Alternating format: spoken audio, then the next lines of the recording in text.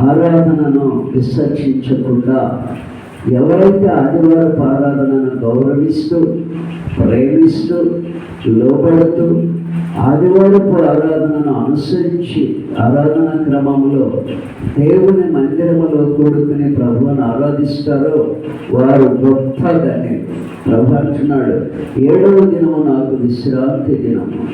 ఈ క్రొత్త నిబంధనలో పాత నిబంధనలో 7వ దినం అనేది ప్రభు యేసుక్రీస్తు ప్రభుల వారు మరణమును జయించి సమాధిని జయించి లేచినటువంటి దినము. ఆ రోజు ఆదివారం వచ్చింది.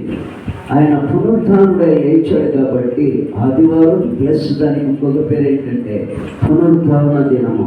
పునరుత్థాన దినము. ఈ పునరుత్థాన దినమును అపవిత్రపరచకూడదు.